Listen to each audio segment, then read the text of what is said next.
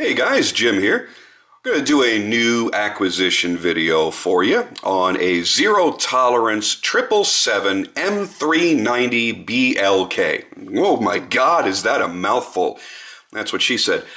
The point of all of those things being said is to differentiate this new model from the original ill-fated model that some of you may recall. I did a video on that. Please do go back and check it if you've not already. And that was the now completely done, retired 777 that had the compound blade where you had the Van X steel, and then you had the whole top side of the blade was all done in Damascus. Gorgeous knife. Everybody wants one. People are paying more than double what they're worth because somebody at Zero Tolerance screwed up. And listen, they're going to make up whatever excuses they need to make up to try to satisfy the customer base, saying we can't get the materials and this and that. And that was the reasonings that they gave. Listen, let's be honest. They announced the knife to the public when it was still in prototype stage. They said, hey, we're going to do this super slick, killer, awesome knife with an insane amount of carbon fiber, really high-end carbon fiber that's 3D machined. We're going to give you a crazy custom floating backspacer, custom pocket clip, titanium components, and we're going to do this really crazy compound blade. And they announced the price, which was either $425 or $450. I don't recall which. And listen, by the time they got done and they made the first few, they went, oh shit. This is a really complex process to build this blade, to do what we're doing, to use the Damascus we're using, the herringbone Damascus. And quite honestly, they lost money on every single knife they sold. And nobody's going to continue to make a product they're losing money on. So, long story short, those are done and gone. If you're lucky to get one of those, good on you, because that's one hell of an amazing knife. I was very impressed with the one that I reviewed. What you have now in its place are two variations of this one and then a lower model. You have the new 777 M390 and 777 M390 BLK, which is what I have here, signifying the all-black nature, the black DLC coated blade. There will be a lower model. I don't remember the model number designation they gave it, but it is a different number. It may have been like 0770. I really don't recall, but it's going to be a G10 handled variation that's going to cost even less. And I don't believe it's going to be M390. M390 is a great steel. And a lot of people are only pissed off at the 777 right now because they can't get the fancy blade. And I totally get that. It is a badass looking knife. And it's a badass performing knife. But that is not to say that M390 is a slouch in any way. Now, for my purposes, I wanted this knife because it's a production knife. It's not a limited edition at that point. I wanted something that I could just use and abuse and have that great flipping action that I felt in the original and not have to spend a lot of money. So the Stonewash version was what I was chasing. They're $350. But in what seems to be now typical zero tolerance fashion, not enough went out there. So what happened? They got bought up and people are just raping everybody on the prices. Now instead of spending $350, you're spending between $500 and $700. Guys, you're out of your freaking minds if you're spending that much money. You're talking good, really good quality mid-tech and even some custom knives that you could pay that or less for. This is a really good knife. It ain't worth that much. Now the BLK is a little bit different because they decided that they were going to make a limited edition in this black DLC version. So what they said was, we're making 150 of these. Now if you look at my serial number, you would want to get confused a little bit. Well, if they made 150, how come Jim's is numbered 216? Well, nobody's really sure. The last explanation I got from somebody, and this was somebody that posted on Instagram, and I have no reason to disbelieve them. He says, oh, they just basically had all the knives done. They're, set up in their serialized number, and then 150 of those are taken for the DLC. And that may well be the case. Or it could be another example of them creating more knives from a set limited edition, thus ruining the collectability of it. Listen, if you're hanging your hat on a production knife in a limited edition being worth money, then you're probably going to be greatly disappointed in a great many things in your life. If you buy a knife from a knife maker and he says, I'm only going to make one, or I'm only going to make 10, and then that's it, I'm very certain that knife is going to go up in value if it's a quality knife from a maker that people desire a knife from. But this is a production knife, folks. You're sure it's limited edition, limited production. It comes packaged in chicken's ass feathers. I don't care what you do. It's a production knife. And the BLKs are already going for a lot of money as well. So what I did was I put out a thing on Instagram. I said, guys, I really want to get my hands on one of the M390s. I really want to carry it. I really want to use it. I really want to have fun with it. The build quality is insane. The subframe lock with the adjustable and removable, I should say, steel lock bar insert, the great pocket clip, the amazing carbon fiber, all the work that's been done that I thoroughly described in 2 full-length review videos on the limited edition. I have to have one of these. But I'm not paying a raper price. So if anybody's got one for sale, I want the Stonewash. If anybody's got one for sale, I'm willing to pay you some extra money for the convenience of being able to get it and not waiting 6 months for the next shipment. But no, I'm not going to spend $700 freaking dollars on this knife. So then I saw a couple of BLKs pop up, and people kept tagging me, and I'm going, Jim, I know you were looking for one. I know you wanted the Stonewash, but here's a BLK. And the prices were just stupid. They were insane. And I'm not, by the way, I'm not admonishing those owners who were taking advantage of the opportunity. Hey, by all means, go for it. Have fun with it. I just said, no, it's not for me. And then I saw one guy in the midst of all these other posts. He says, you know what? I got my BLK. It's a cool knife, but it's just not my flavor. I'm just going to sell it for what I got into it. And he put a good price on it. I happened to see it. I emailed him. I said, I'll take it. And it was a wonderful transaction, and I was very pleased with it. It's still more than what they sold for, because the BLKs are a little more. They're like $50 more, so they're $400, I guess. So I paid a little bit of a premium, but again, not $700-800 for this friggin' knife. I'm very happy with it. It's a really nice knife. My concern is with the black DLC blade. I was going to make a separate video about black DLC in the knife industry, but I'm not going to. I'm going to go ahead and put it in here. DLC, okay, and you got to realize I'm coming from the watch industry. And when we see a brand, we'll use Glycine for an example. They make a wonderful watch with a DLC coating, glycine incursor. When you get a DLC coating, it's diamond-like carbon. That coating will be nearly the hardness of ceramic. It's virtually, I don't want to say even virtually, but it's extraordinarily difficult to scratch. I mean, you really got to work at it. You're looking at around an 8 to 9 on the Mohs scale of hardness. It's very hard to put a mark on it, very hard to scratch it. That is true DLC coating. And then we have other types of finishes that we use called ionic plating or PVD. And each of those will be weaker in their scratch resistance.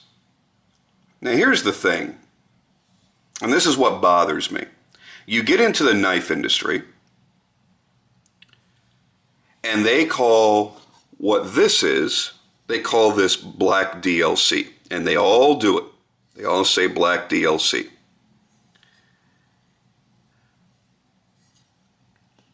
And you'll see that on $100, $50 knives. I'm going to tell you right now, and you can take this to the bank. You will never own a knife for $50 or $100 that has true DLC coating, because the coating would cost as much as the friggin' knife. It's not going to happen. Don't let these manufacturers lie to you. Yeah, it bothers me a lot. Because when I first got into knives, well, I don't want to say when I first got into knives, when I first got into these cool black coated knives, and I got my first one, and actually it was a zero tolerance back in, I want to say, '08. Until then, I'd only had stainless steel, regular finishes. And I moved, and after the move, I was cutting down all my cardboard boxes. And I look at my knife, and it was just utterly destroyed. Now, I'm not talking about just the particulates of the cardboard that are left in the rough finish of the black coating, because sometimes people mistake that for scratches. I mean, after giving it the full positive cleaning, the blade was scratched and marred and ruined. Fine, I don't give a shit. It was a $120 knife and it was meant to be used. I'm not complaining as far as that goes. I use my knives. If they get scars on them, that's the way it is. But when you're buying a knife, let's say in this price range, and you want to keep it looking as good as you possibly can, maybe you're going to use it, maybe you're not. It depends on who you are. And you're relying on black DLC coating. You know, it's not what you're getting. What you're actually getting is black PVD, physical vapor deposition, which is a tremendous amount of money less than DLC. It is nowhere near as scratch, mar, or stain resistant. It is not what it's being advertised. And this is not a zero tolerance thing. This is a knife industry thing. And I don't know if it's just simply a miscategorization or somebody just started it up and went, we're going to call PVD DLC. Just lie to everybody. I don't know. I don't know what the motives were for that. Now, I did talk with a particular knife maker a few days ago about this, and he's like, yeah, that's the way it is. It's absolutely true. DLC is not DLC. It's actually PVD. I agree with you 100%. He says, but I personally have made knives in DLC. It is a particular process that is very expensive and not easy to do. And it's on a very expensive knife. So believe me when I tell you, you're taking a risk. If you want a knife that's always going to look good, don't buy a black DLC blade, period. Because it's going to look, you can wipe this enough with a rag, and I'm not bullshitting you. Wipe it enough with a dry rag, and you're going to leave marks in there that won't come out. It's utterly insane. Now that just took a little bit of the dry skin off the surface of my thumb there, but if you're looking for a knife that's going to hold up well and look like it holds up well, get into a stonewash blade. Any kind of steel blade that's not coated. But stonewash is going to be your best bet because it kind of masks the marks that you're going to leave. Now, that's enough for my rant on DLC. You can take it or leave it.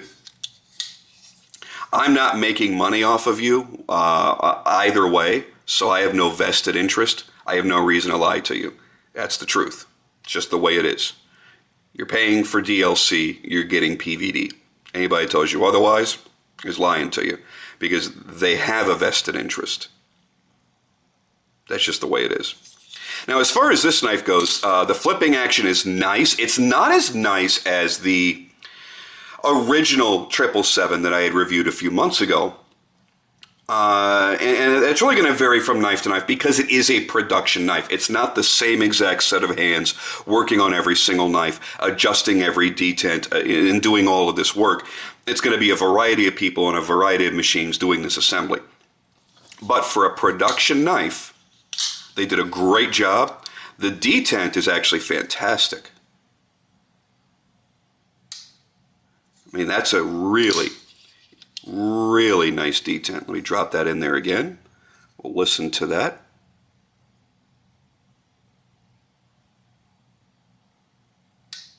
Just pulls it right in, and you can see that from this angle.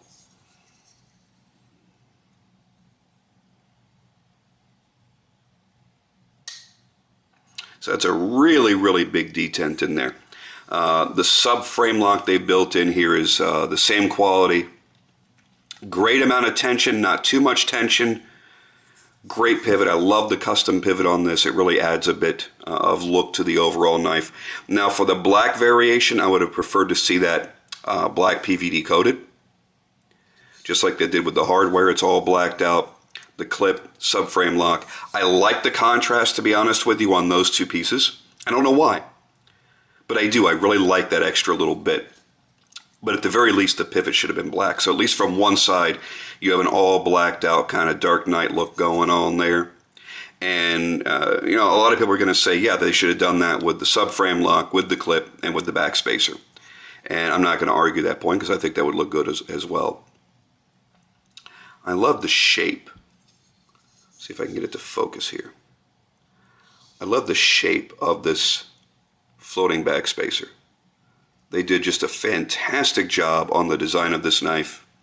And I can tell you right now, if the original version that had the Damascus up here had never appeared, had never been considered, prototyped, or shown to the public, and this, along with the Stonewash versions, were the only ones to have ever come out, this would have been one of the most exciting knives of the year, period.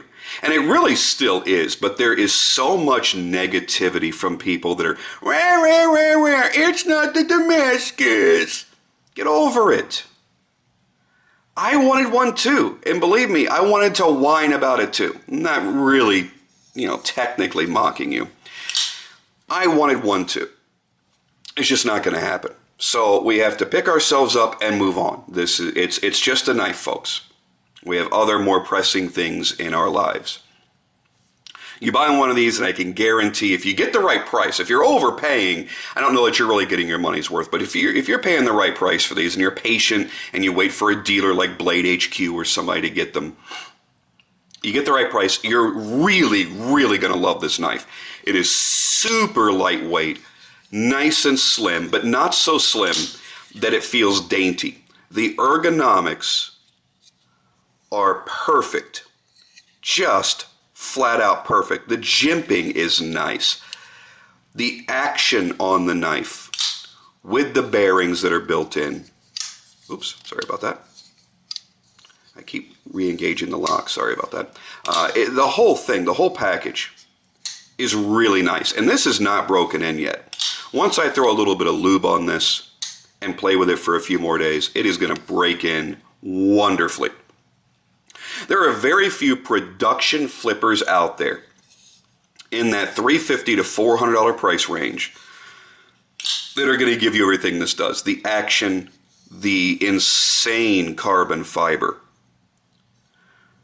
the design quality, the obvious thought that went into every component, that beautiful backspacer, the custom clip, all these little things you're not going to find in a lot of knives in this price range. So taking the Damascus out of the equation and just looking at M390 being a super clean steel, being able to take an absolute razor's edge, hold an edge for a long time, be highly anti-corrosive, being a premium steel going above S30V, you are getting one hell of a value here. And there's no reason not to love it. So with that, I'm going to cut it off. I will tell you, if you can get a good price, or it's a price that you can personally justify on a knife that you really should be carrying and you really should be using, not just putting in a trophy case, grab yourself a 777 of any variation, and I guarantee you are absolutely going to love it. Don't listen to the hype, don't listen to the naysayers, and don't believe all the bullshit about DLC coatings. Just buy the knife because you like the knife. And if you like it, when you're ordering it, I guarantee it's going to impress you beyond that when you get it. All right, guys, I'm going to hop out of here for now. Thank you for watching, and I'll see you soon.